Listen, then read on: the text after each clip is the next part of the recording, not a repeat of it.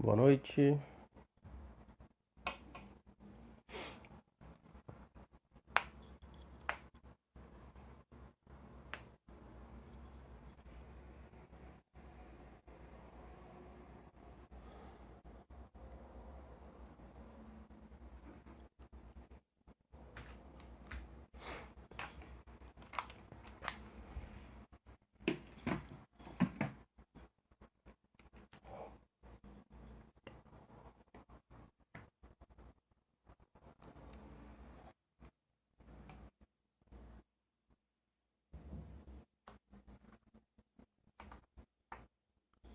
Fala, Thiago.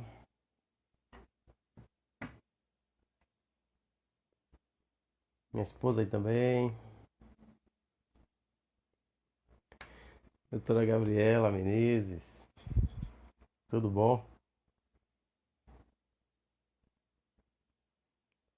Bora, Rorô.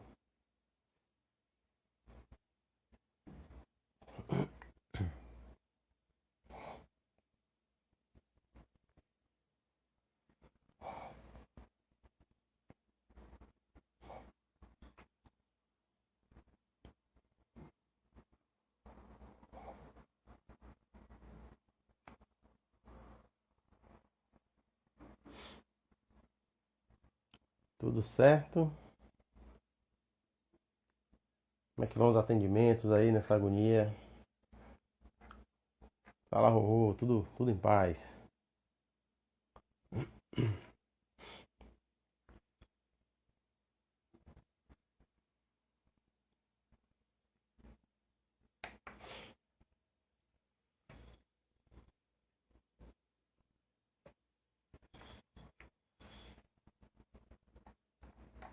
Tá rolando.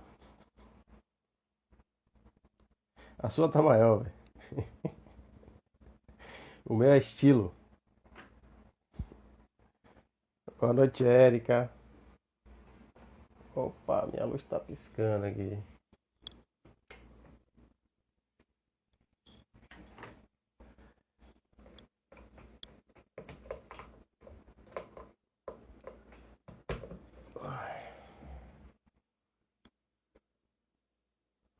Vamos desligar.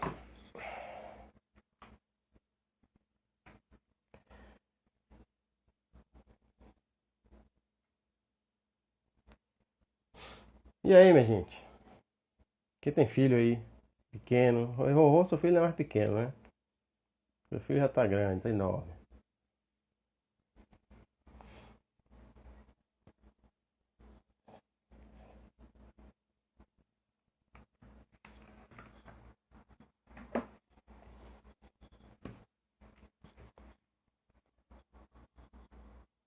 Quem tem filho pequeno aí?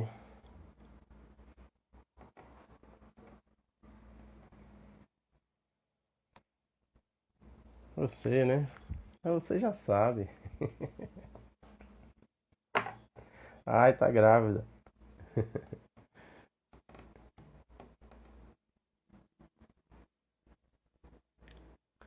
E aí, vamos nessa? Companhia dos Integrais, aí sim, agora sim.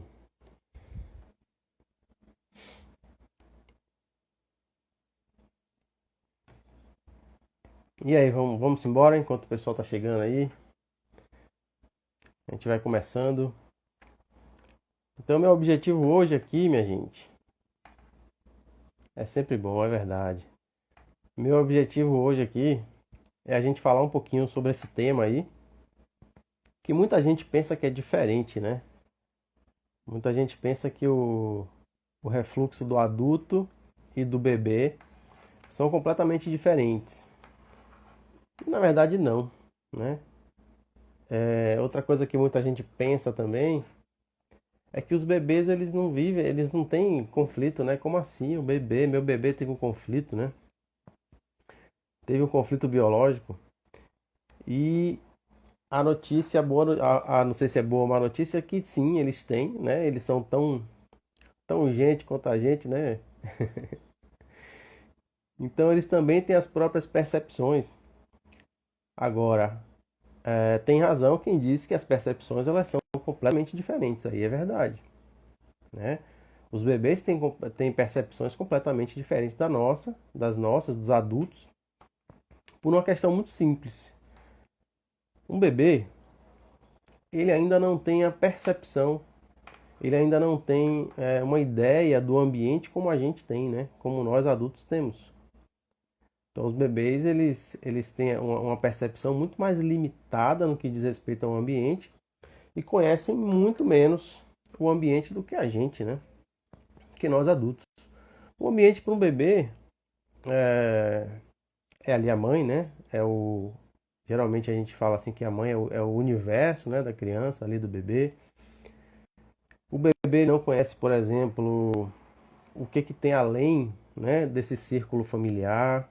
Ele não sabe exatamente o que acontece ali. Então, ele vai conhecendo essas questões ao longo da vida e vai somando, né, essas percepções ao longo do processo de amadurecimento dele aí.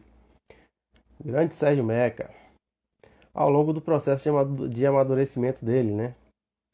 Já nós não, a gente já conhece tudo, a gente já tem uma percepção, né, muito mais definida do nosso lugar, do nosso ambiente, né, do nosso papel, das nossas relações.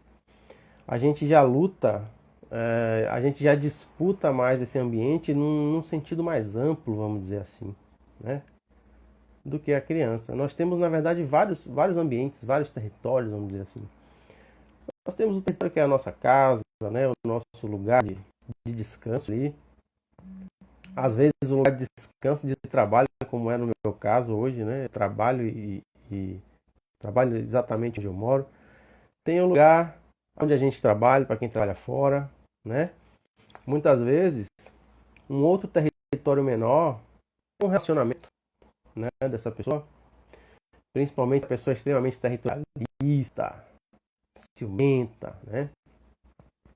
Um outro território muitas vezes ali um domínio, um domínio profissional, um domínio, como é que eu posso dizer, uma capacidade profissional. Então, eu tenho por exemplo, uma pessoa que toca um instrumento, né, que vive daquilo ali. Então, esse domínio no tocar do instrumento pode ser aí considerado também um território para ela, né? E aí vai ser diferente, né, quando a gente fala dos bebês, porque eles ainda não têm percepção de trabalho, não têm percepção de profissão, não têm percepção de relacionamento, né, conjugal. Então a percepção dele, gente, é ele, a mãe, a segurança dele e o lugarzinho dele ali, né? O território dele é muito pequeno, vamos dizer assim. É só aquilo que ele conhece mesmo. E aí, para falar desses dois temas, para falar sobre refluxo e cólica, a gente faz uma viagem grande aí em dois aspectos da mente, né, do ser humano, onde a gente tem na cólica um aspecto bem reptiliano, vamos dizer assim, bem arcaico, uma percepção bem luta e fuga mesmo, como a gente fala dentro das leis biológicas, dentro daquilo que é vital para a gente, né, que a gente não vive sem. E quando a gente vai para o refluxo, a gente já entra nessas noções aí mais complexas, que é da hierarquia do território e tudo isso. Então a gente vai de um polo ao outro do cérebro, aí, do sistema nervoso central, quando a gente fala desses dois temas. Isso quer dizer também que as percepções que elas vão ser muito diferentes também para cada sintoma desse aí, né?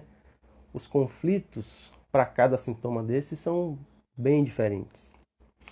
Eu queria já aproveitar aqui para dizer que quem quiser entrar, tá? Quem quiser perguntar aí no texto mesmo, ou até quem for mais extrovertido aí, quiser entrar e contar seu caso aí, para a gente fazer a análise aqui do seu caso, né, junto com todo mundo aí, é muito bem-vindo, tá?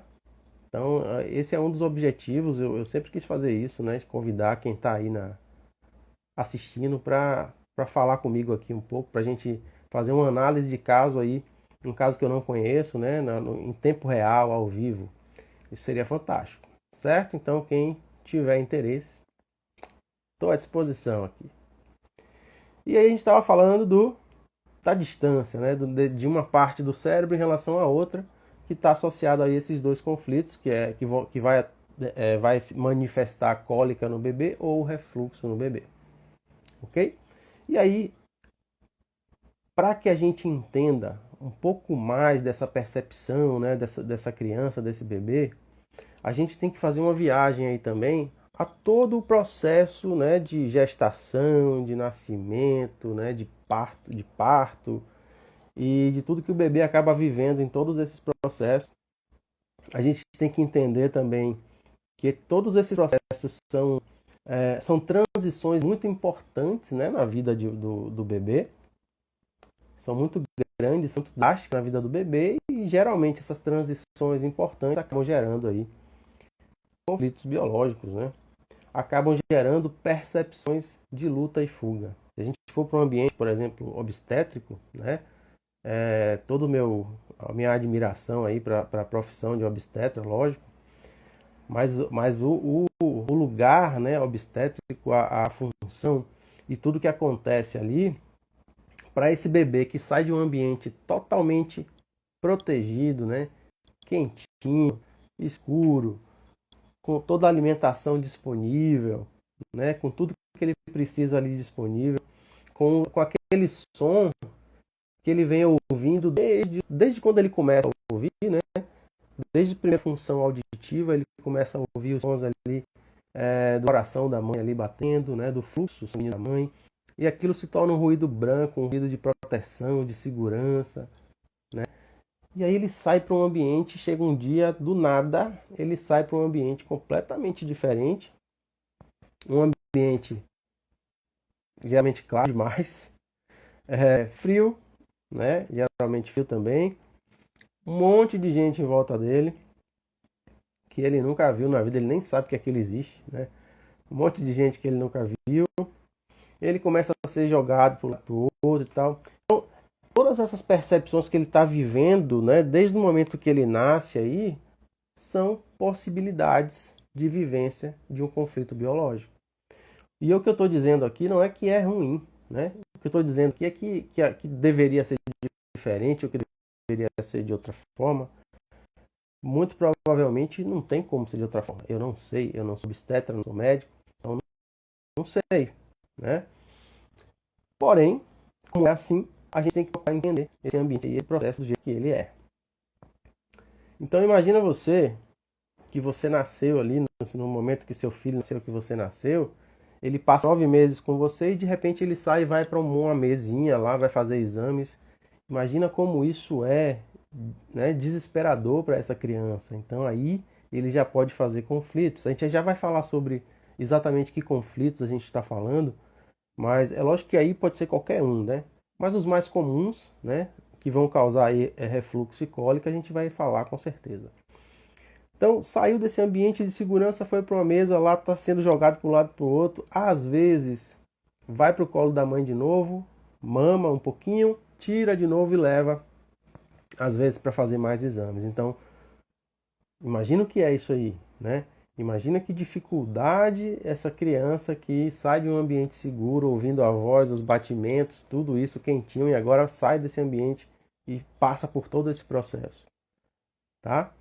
Esse é um dos primeiros traumas, desde o nascimento, né? Um dos primeiros traumas que a gente tem, que geralmente é resolvido muito rápido. Não é uma coisa que se estende por muito tempo, a não ser que ele tenha alguma complicação e ele precise ficar mais tempo lá no setor, né? No incubador e tal. Mas geralmente não, geralmente se resolve rápido, ele tem ali tudo que ele tinha, ele tem de volta e aí tá tudo certo. Geralmente não são nem essas situações que levam o bebê a ter sintomas que se prolongam ao longo da vida dele, né? Geralmente o que acontece são situações depois, quando ele começa a ser tratado em casa, né? Quando ele vai para casa, que ele começa a ter ali agora essa rede familiar que cuida dele, que ele ouve o tempo todo.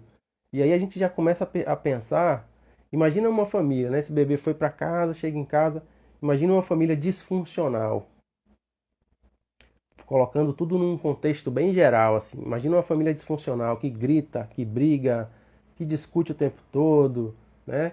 Que tá o tempo todo marido e mulher brigando, esse bebê tá ali do lado. Tem muita gente que acha que o bebê não percebe isso. Tem muita gente que acha que passa batido, né? Ele tá ali quietinho no canto dele, para algumas pessoas ele não está entendendo nada, então ele não está sofrendo nada. E isso é um engano muito grande, porque ele consegue perceber não pelas palavras que estão sendo ditas, mas ele consegue perceber pelo tom de voz, né? Pelos humores que estão sendo que tá ali, né, vibrando ali no ambiente. Ele consegue perceber do jeito dele. Isso é indiscutível, né? A não ser que você não queira aceitar que isso acontece. Mas isso é uma realidade, não é eu aqui, Maurício Darzé, que estou falando, não. Isso é objeto de estudo, né, da neurociência e tal. E isso é muito batido, isso é muito comprovado já. Tem coisas, por exemplo, que eu posso falar aqui, que é comprovado também em estudo científico, que muita gente não sabe. Um bebê, quando se afasta, um bebê que está o tempo todo ali no colo da mãe, né? E é bom, tá, gente? Eu não estou fazendo nenhuma crítica, não, pelo amor de Deus. Que está com a mãe ali o tempo todo, e se afasta em torno de 1 metro da mãe, tem estudos que mostram que o cortisol dele se eleva imediatamente. Né? O que é o cortisol? Né? O que a gente pode pensar sobre isso? Qual é a função do cortisol no nosso corpo e no corpo dessa criança? Está sinalizando um momento de estresse, né? Sinalizando ali um momento de que algo ali para ele não tá legal. Tá estressando, ele tá estressante aquele momento ali. Então isso é comprovado no estudo científico. Aí às vezes eu falo também, eu dou exemplos de um bebê que acorda no meio da noite e ele tá sozinho. Acho que eu até falei isso num vídeo hoje aí que eu botei aí. Então para ele pode ser tudo bem, ele pode ficar ali e tá tudo certo, tá tudo tranquilo. Inclusive a gente vê aí também na internet, né? Os bebês que quando estão sozinhos lá, a câmera filmando, o bebê faz miséria, né? Sobe em berço, sai do berço. Tem um até engraçado que joga o travesseiro no chão, assim, né? E desce da cama e pula. Então a gente vê percepções de todos os tipos. Mas tem aqueles que, por não conhecer esse ambiente, por nunca ter ficado sozinho, ou por qualquer outra coisa, pode se sentir incomodado. E por que ele se sente incomodado? Porque o sistema nervoso autônomo dele não sabe que a mãe dele só não está ali naquele momento. A mãe, né? A mãe para esse bebê aí é tudo, né? Ou o pai nem tanto, né? Mas a mãe é a mãe, para ele é tudo, porque a mãe é a partir da mãe que ele cessa a fome quando ele está com fome. Geralmente é a partir da mãe que ele tem a sua regulação, né? Quando ele está estressado e ele olha para a mãe e a mãe retribui esse olhar com um olhar de carinho, de conforto e tal, ele aí se sente protegido e aí a sensação de proteção faz com que ele se sinta melhor e aí esses hormônios também diminuem, né? Esse cortisol diminui. Entenderam? Então, quando eu falo dessas percepções, onde para gente que não vive isso, que não estuda isso, que não entende isso, parece algo absurdo, parece que eu estou dramatizando a situação, isso tudo é comprovado, é por isso que eu estou falando aqui. E aí quando a gente fala, quando a gente começa a falar, quando a gente entra no aspecto intestinal, e aí a gente começa a entrar mais na esfera dos conflitos em si, né? O que vai causar esse conflito, essa cólica no bebê, por exemplo, falando da cólica. Quando a gente entra nessa esfera intestinal, a gente tem que entender a função do intestino. E aí, entendendo a função do intestino, a gente consegue entender por que ele dói, por que ele se manifesta. E por que isso acontece no bebê. Então, qual é a função do intestino? A gente se alimenta, né? O intestino recebe esse bolo alimentar, né? Esse bocado de comida. E aí, a partir dessa recepção desse bocado de comida, ele vai fazer ali as suas absorções. Ele vai absorver aquilo que é interessante para ele. Olha, gravem isso. Ele vai absorver o que é interessante para ele. E vai eliminar aquilo que não é interessante ou aquilo que deve ser eliminado, né, do metabolismo, do próprio metabolismo intestinal, orgânico e tal, que deva ser eliminado. Essa percepção, dentro do nosso sistema nervoso autônomo, dentro do nosso subconsciente, a gente pode extrapolar essa percepção. Ao invés de a gente estar falando de uma percepção da absorção do alimento, a gente está falando agora de uma percepção da absorção daquilo que os nossos órgãos do sentido estão captando ou tentando eliminar. E quando eu falo isso, não é no sentido metafórico, não é no sentido romântico da coisa, não é no sentido, sei lá, empírico. Não. Tem documentários e documentários mostrando, né, o desenvolvimento dos organismos e a forma que eles se desenvolveram em períodos muito precários do planeta, né? Então, imagine os primeiros animais, quando para se alimentar, quando eles não tinham, por exemplo, olho, não tinham ouvido, não tinham nariz, eram basicamente um buraco onde entrava comida e saía comida. Então, o nosso intestino, ele tem essa característica. E aí, o corpo desse indivíduo, ele começa a perceber, esse indivíduo, ele morava lá no mar, né? Ele nadava o tempo todo, morava no mar, ele não ia na terra, ele só vivia no mar.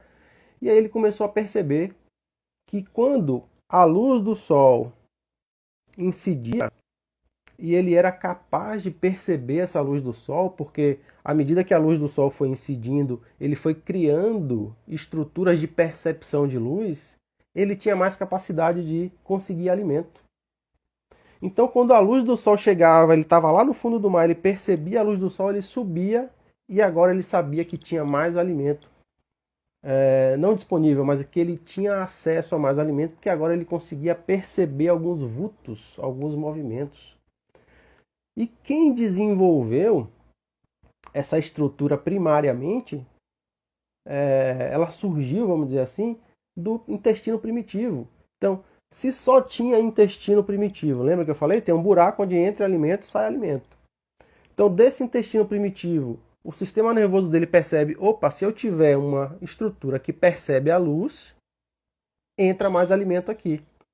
Então, o corpo dele derivou uma parte do intestino primitivo para formar partes do olho. Especificamente, a íris, né? A íris, o corpo ciliar, no outro nome, a íris, a coroide e o corpo ciliar, certo? Então derivou essas três estruturas que agora ele consegue perceber quando a luz do sol bate na água e agora ele consegue perceber vultos. E aí a cada nova percepção, né, a cada novo insight lá que o intestino ia tendo, que o sistema nervoso ia tendo, por exemplo, se eu conseguir ouvir mais, se eu conseguir captar a informação com o meu ouvido, eu também consigo me alimentar melhor. Aí o sistema nervoso vai e deriva uma parte do intestino para formar o ouvido médio, né, e as trompas auditivas. Então, olha que explicação fantástica, que não é minha, tá? Não sou eu que estou dizendo, isso é biologia, isso é evolução. Então, formou ali o ouvido médio e as trompas auditivas, agora eu consigo perceber a aproximação de um animal e aí eu consigo me alimentar com mais chance. Entenderam? Ao mesmo tempo que eu consigo ouvir e perceber a aproximação de uma presa, eu também consigo ouvir e perceber a aproximação de um predador. E aí eu consigo escapulir, né? Eu consigo escapar.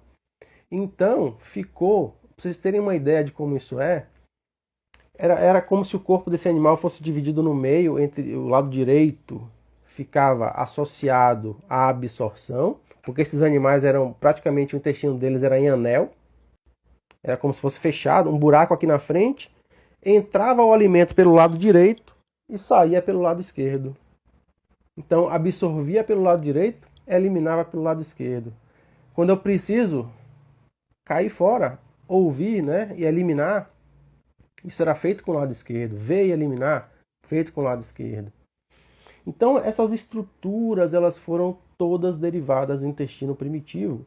Ou seja, isso começou a trazer para nós a capacidade de perceber o ambiente e já começar a digerir aqui fora, né? Já começar o processo de digestão a partir daquilo que eu vejo, que eu escuto, que eu degusto e que eu cheiro. É por isso que quando eu vejo um alimento, o meu organismo já se prepara todo, eu já tenho salivação, o meu estômago já começa ali a querer secretar alguma enzima, né, algum suco gástrico, já começa ali também um processo de motilidade ali acontecendo no intestino. Isso porque eu me preparei, o meu organismo se preparou para absorver algo. Isso quer dizer que situações que eu vivo nesse ambiente aqui de fora, né, situações difíceis, aonde eu não consigo, aonde eu vivo uma situação onde eu percebo que é difícil digerir algo, que é difícil aceitar algo, né, que eu sinto como algo muito difícil de digerir, também vai ser percebido, o seu intestino vai perceber e vai começar a tentar fazer alguma coisa para te ajudar a digerir isso aí. Entendem? Então é uma estratégia biológica de sobrevivência. Então, quando a gente fala de cólica de bebês, a gente está falando de uma estratégia biológica de sobrevivência que o seu bebê ativou para poder resolver alguma situação que ele percebeu indigesta, difícil de digerir, grande demais para digerir, duro demais para digerir, sujo demais para digerir. Como ele percebeu isso? Aí você não me pergunte porque eu não sei qual foi a percepção dele. Quem souber morre, né? Porque o bebê não fala, né? A gente não tem como conversar com ele para saber o que foi, mas ele tem as próprias percepções. Então isso pode estar associado a alguém, né, que chega nesse ambiente, alguém novo que chega nesse ambiente, e ele acha aquilo, e aí a mãe dele sai, ele perde aquilo que é vital. Lembrem dessa palavra. Toda vez que a gente for avaliar questões intestinais, principalmente intestinais, lembrem dessa palavra, aquilo que é vital. Então, se ele perde o acesso àquilo que é vital, ele pode começar, ele não, né? O sistema nervoso autônomo dele, o corpo dele pode começar a tentar se preparar para poder, quando conseguir absorver isso que é vital, né? Que é difícil de digerir, que foi sujo, que foi traiçoeiro, ele conseguir. Então, como eu estava falando, um parente que chega para ajudar a mãe a cuidar do bebê, aí você vai dizer, pô, mas aí é um benefício, né? Uma pessoa que foi ajudar e tal. E se ele não gostar? Entendeu? A história? E se para ele não foi bom? E se para ele representou, porra, essa pessoa chegou e eu não tô mais com minha mãe? Percebem? Que essa é uma percepção que o universo dele é esse. Imagina tirarem aquilo que é mais importante para você. Se você não vai entender isso como uma sacanagem, uma sujeira, uma traição, porra, que merda, difícil de digerir, né? Tranquilo? E aí você vai dizer, pô, mas aí vai fazer o quê? A mãe teve que trabalhar. Infelizmente, a gente tem que entender, né? A mãe teve que trabalhar. Eu jamais diria para essa mãe, ó, deixa de trabalhar para poder resolver isso. Mas eu, lógico, tentava criar com ela estratégias para que ele percebesse essa ausência o mínimo possível, né? Deixando alguma roupa, né, com o cheiro da mãe, não sei se de vez em quando fazendo chamadas de vídeo, e mesmo que ele não esteja entendendo exatamente o que está acontecendo, mas ele está vendo, né? Falar a voz. Percebam que tudo que é visto, degustado, cheirado e ouvido também é digerido. Então eu preciso usar essas estratégias, né, de captação desses recursos, né,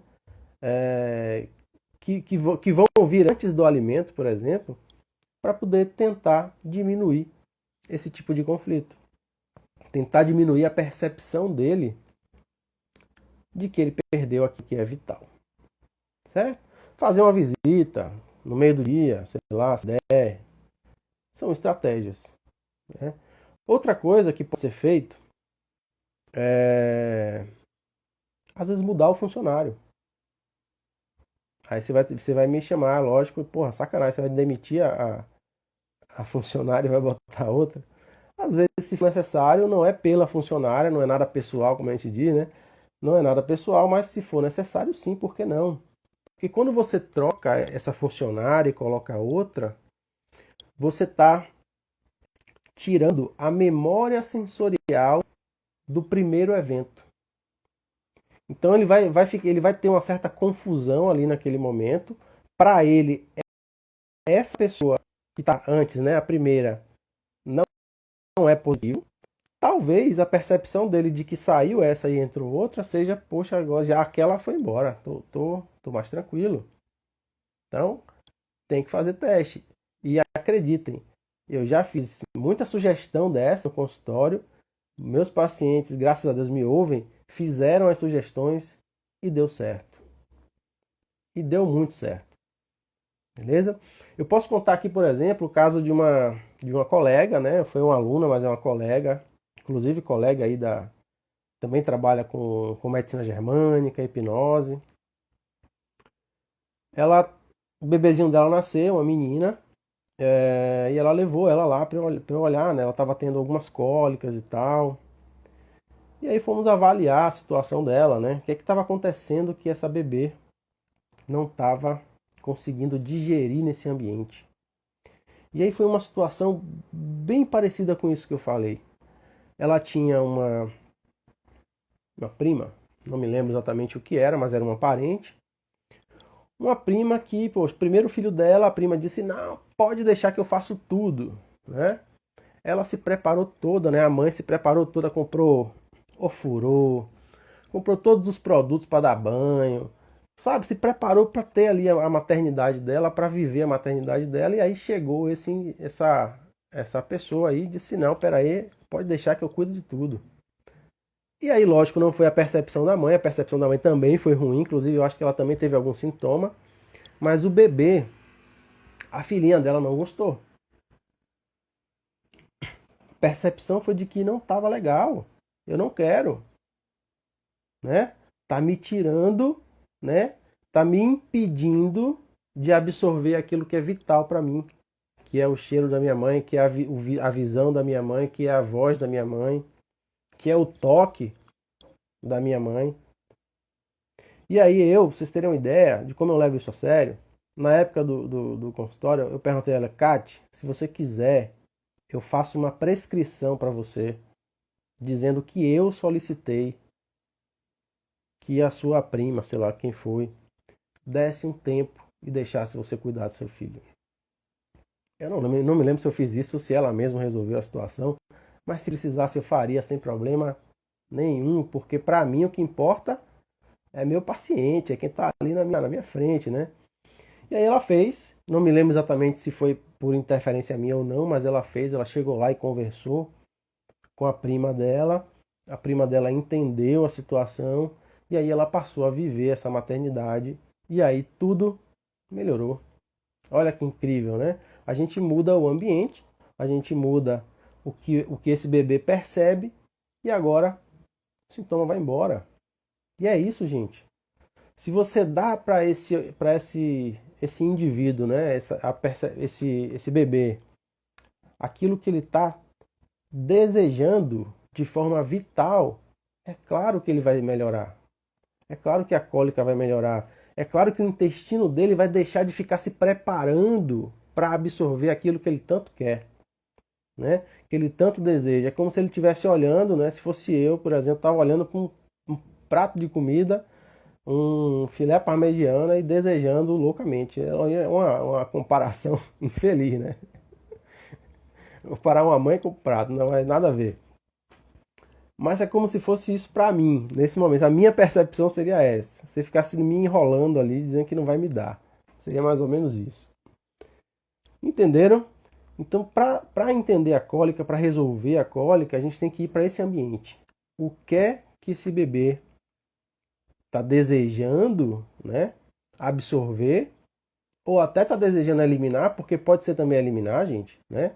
Eu posso estar querendo eliminar essa merda dessa menina que está tentando me dar banho, né? Pode ser eliminar também. Então, o que que mudou na vida desse bebê? O que que você percebe, você como mãe? O que é que você percebe que muda quando alguém chega, quando ela está em algum lugar, quando você dá uma comida diferente? O que é que muda? O que é que muda no seu bebê? Né? O que é que você percebe? Que momento você percebe que as coisas mudam? Que ele fica mais irritado, que ele fica mais enjoado, que ele chora. Então é isso que você tem que observar. Ok? A informação teórica você tem, que é essa aqui que eu dei. Mas na prática, você vai ter que ver o que está acontecendo aí, dentro da sua casa, dentro desse ambiente, né, onde seu filho está inserido. Ok? Quando a gente vai pro... Alguém tem dúvida? Alguém tem alguma pergunta aí, gente? Sobre isso?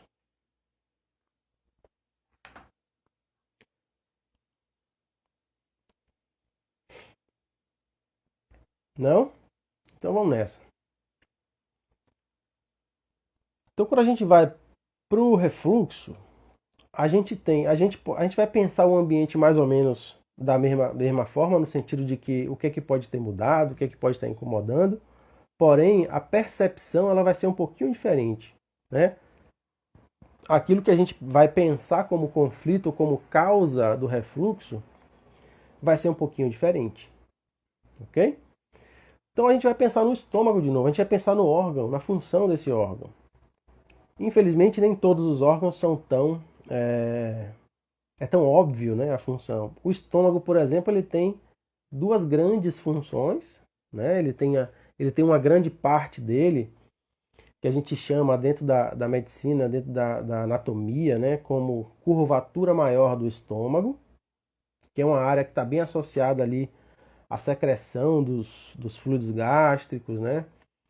E a área e a região da curvatura menor do estômago, aonde a gente tem uma parede de absorção, né, muito eficiente, que difere um pouco dessa outra região. E o refluxo, ao contrário do que muita gente pensa, não acontece só na região da válvula, né, entre o estômago e o esôfago. Para que a válvula ela esteja disfuncional, esse estômago tem que estar passando por algum tipo de manifestação onde o pH dele muda, né? As válvulas do estômago, principalmente a válvula inferior do estômago, que a gente chama de piloro, é uma válvula que é pH dependente. Isso quer dizer que se o estômago tiver menos ácido do que ele deveria, né, entre 1,5 e 3 ali de pH, essa válvula começa a não funcionar de maneira usual, ou seja, ela fica mais contraída do que normalmente ela deveria ficar. Então imagine, exatamente, piloro contraído, cardia relaxada, exatamente. Então o piloro contrai, e aí a gente vai pensar, mas por que o piloro contrai? Porque o nosso corpo não é bobo. Se tem menos ácido, se está menos ácido, vai demorar mais para digerir. Então eu vou ter que segurar o alimento mais tempo no estômago. Entenderam? Então contrai a válvula de baixo e abre a válvula de cima. A questão de abrir a válvula de cima não é necessariamente uma questão fisiológica. Está associado ao processo de estresse. Quando a gente tem um estresse, as nossas válvulas elas tendem a ficar mais frouxas, né? Tanto é que se o estresse for muito grande, a pessoa pode defecar nas calças, ela pode urinar nas calças. Então, nesse caso, a parte de baixo muito contraída, a de cima um pouco relaxada, facilita o processo desse conteúdo estomacal subir para o esôfago, né? Então, essa parte que eu falei do estômago, que é a curvatura menor, está associado à absorção, porém, a uma absorção no sentido de melhorar, vamos dizer assim, que ela se ativa mais quando você precisa melhorar o seu processo de absorção, quando você precisa aumentar a sua capacidade de absorção. Ok? Então, imagine esse bebê. Aliás, vamos para a natureza, né? Eu acho que toda vez que eu falo da natureza, eu acho que fica mais claro para todo mundo. Então, imagine um animal que precisa disputar um alimento com alguém, com algum outro animal.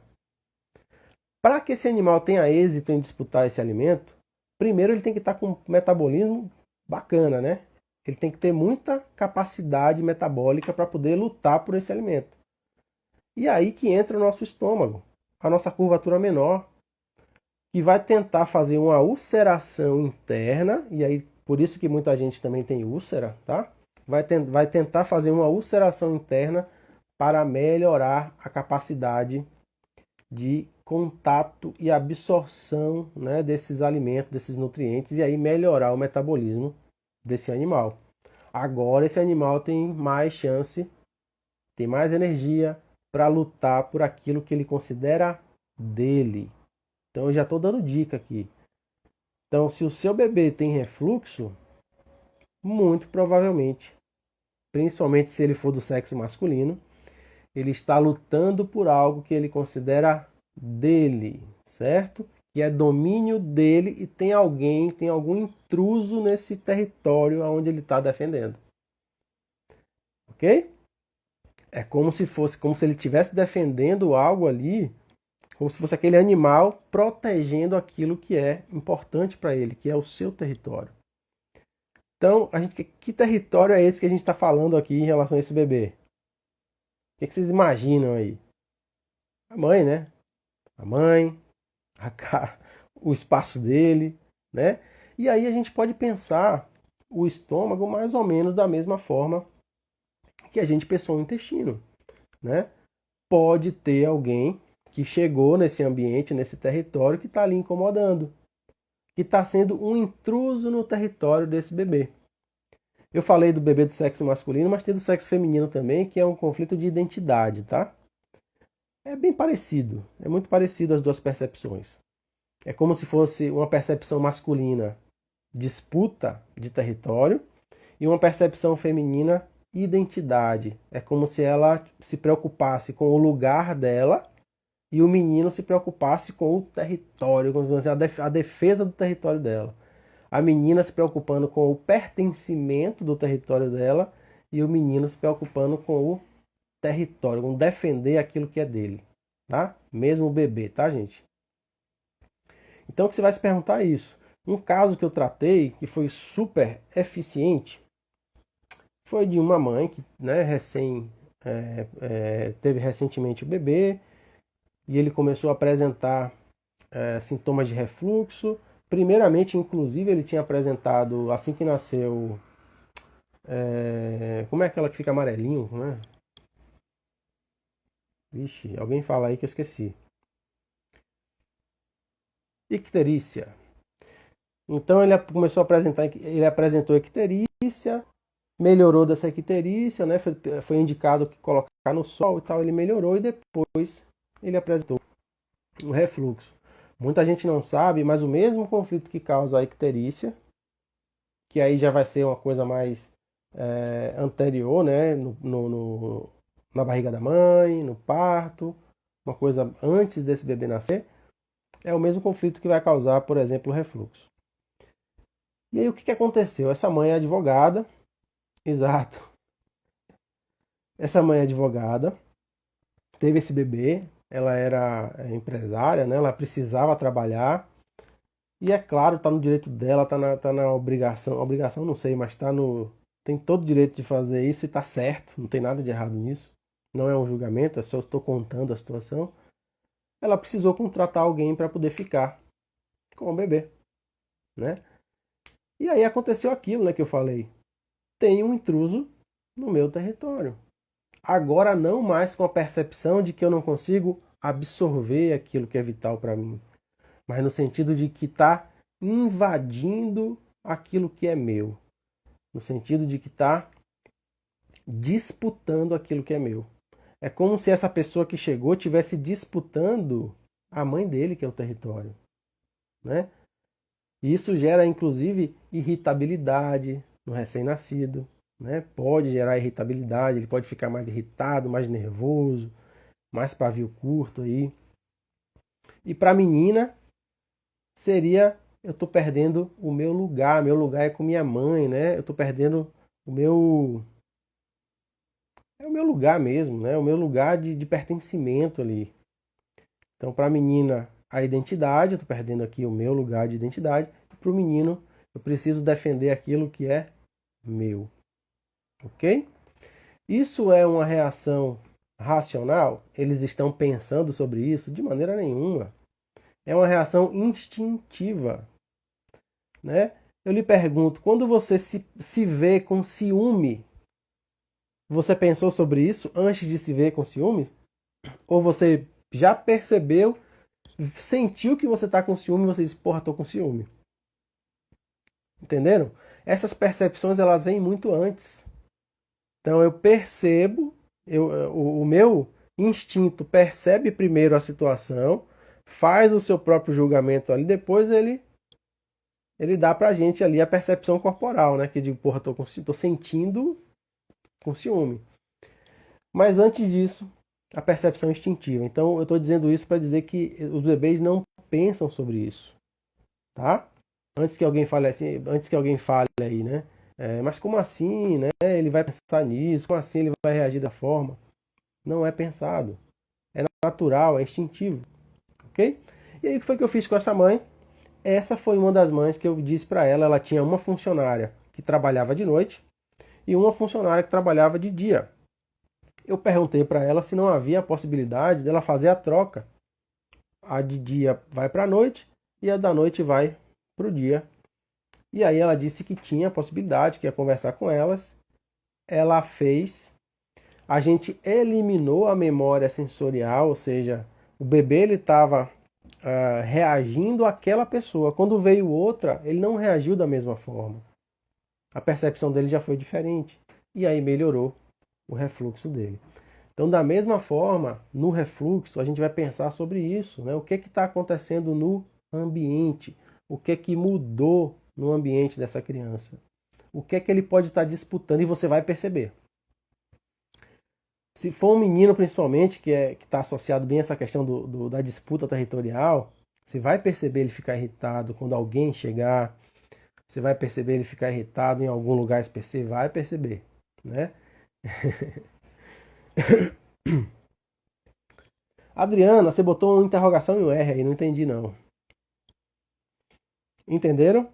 Então isso tudo são coisas que a gente não sabe que está acontecendo, mas que a gente herdou, né? Imagina que eu falei de toda essa perspectiva histórica, né? Desde quando os animais começaram aí a perceber o ambiente, começaram a tentar melhorar a sua capacidade de se alimentar, e isso vai acontecendo ao longo do tempo. Os animais vão tentando melhorar a sua capacidade de sobreviver, por exemplo, e de se conectar com o seu território, pertencer ao seu território e de defender o seu território. E aí a gente, sem saber, faz tudo isso. É por isso que a proposta, né, de viver de forma biológica é uma proposta que resolve muita coisa, né? Aprender sobre essa questão da biologia evolutiva, sobre como a gente reage, como os nossos instintos percebem o ambiente, fazem a gente facilmente resolver coisas que a gente pensou que só resolveria com cirurgia, que só resolveria com medicamentos, né? E aí, coitado dessa criança, se for para o medicamento, aí eu vou ter que criticar mesmo, tá? A questão do medicamento. Se não é bom para o adulto, imagine para um bebê, né? Esses medicamentos. Então, se você tem um bebê que está passando por isso, analisa o ambiente antes de dar qualquer medicamento, ok? Se tiver alguma dúvida, quiser perguntar aí, eu não vou fazer consulta, tá? Nas mensagens, mas quiser tirar alguma dúvida específica, né, que não seja exatamente uma consulta, então pode perguntar que eu estou à disposição aí. Beleza? Minha gente, alguma dúvida? Pois é.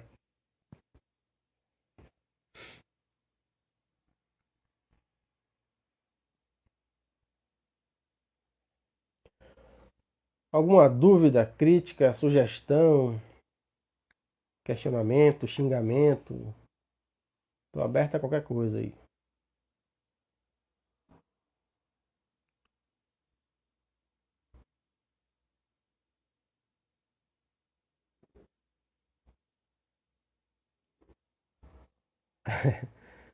Mas onde entra a bomba de próton? A bomba de próton é